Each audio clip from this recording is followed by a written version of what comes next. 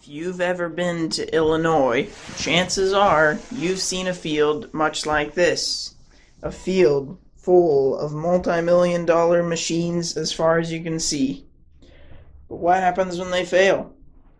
In Ford County, Illinois, one of them did. Out in the middle of this field, the wreckage can be found.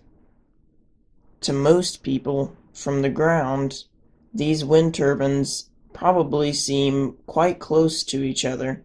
However, from a perspective like this, you can see just how far apart they actually are. For this first shot here, I was up about 300 feet. That really puts in perspective how massive these machines really are. And also what a huge project this is going to be for the team to remove this from the field. I'm circling around the wreckage here a few times to get the idea of what it looks like in general. It's crazy to me how everything looks so much different from such a high up perspective from the drone like this. Like from the ground, all I could see pretty much was just the base laying there horizontal and one of the blades crumpled up. I couldn't even see the motor casing or the other blades either because those are pretty well sunk into the ground the way it crashed into the muddy field like that. And now I'm going to fly down lower and closer to it to get a more close-up view. The cylindrical base doesn't seem to have buckled at all, so that would not have been the cause of it falling. I did notice that down in the hole of the concrete there was a good amount of standing water down in there, which may have something to do with the weakening of the concrete. In my opinion, from what I can see, it does appear that the concrete is what failed and not the upright base.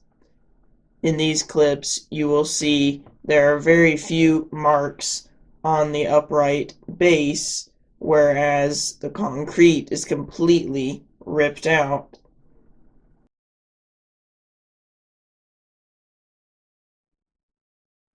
Is it just me, or do those blades kind of look like banana peels? I've got the close-up view going here now with the super stabilization, so we can circle around these parts like the base first, and then I'll circle around the motor top end part as well twice. The first time to give a wide angle of it all, and then the second time to be very zoomed in. Since the drone is such high quality, I can crop in a lot. Isn't it incredible the amount of detail that this drone can pick up? In this clip here, I'm about 150 feet up, and yet you can see everything. And this thing is massive, but you can see detail close up. And then back to the clip before when I was 300 feet up, and there you can just see the whole thing and see how far away the other wind turbines are. They space them so far apart, even though it can look like they're pretty close together.